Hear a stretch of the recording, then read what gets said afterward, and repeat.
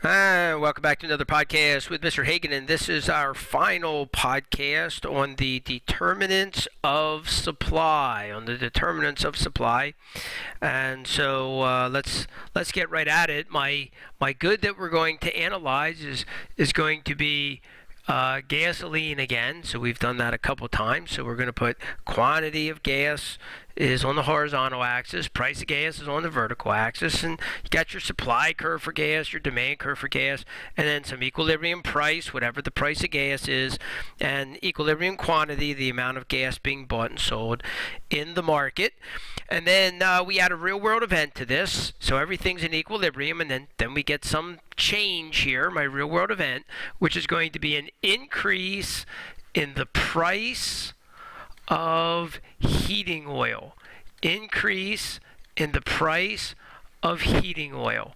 An increase in the price of heating oil. Now, the reason why this matters to the gas market, and by the way, the price of gas did not go up. Okay, the price of gas is still here at P1 right now. It is the price of something else that went up, heating oil. Okay, and the way I'm going to describe this, the determinant I'm going to use to describe this, is I'm going to say that this is a change in the price. It's a change in the price of other goods. And what I really mean by that, and maybe you want to write it out in your notes just so it's really clear. I'm not going to write it all out just because I don't have a whole lot of space here, but it would be change in the price of other goods that you could have produced.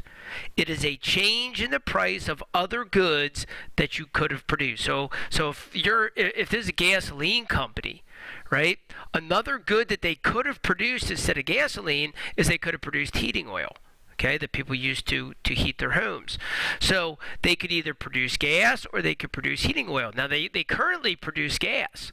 But if the price of another good that they could have produced goes up, heating oil, then some of these companies that are producing gas might say, I think we're going to make heating oil instead. Look at all the money they're making in the heating oil industry.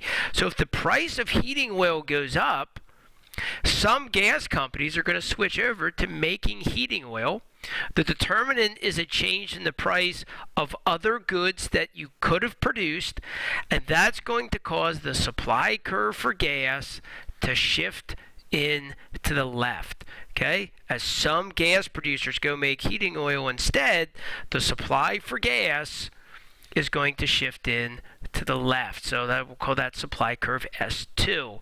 And that's going to create a new equilibrium.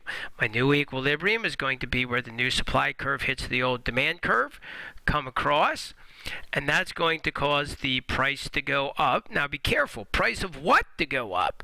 It's going to be the price of gasoline is going to go up as a result. Okay? And what about the quantity? The quantity of gasoline trading in the market is going to go down. That's a decrease in quantity. So let's record these results. This is going to be an increase in the price of gasoline and a decrease in the quantity of gasoline. My changes in Q are going to get two different names. On the demand side, it's a movement along the demand curve. The demand curve did not move. And remember, that arrow is not pointing up, it is pointing left. So that's a decrease in quantity demanded. That's a decrease in quantity demanded.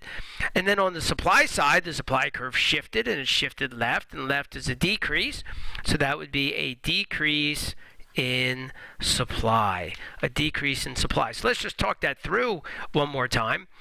If you're currently producing gas and heating oil prices go up, then some gas producers might go make heating oil instead, which reduces the supply of gas.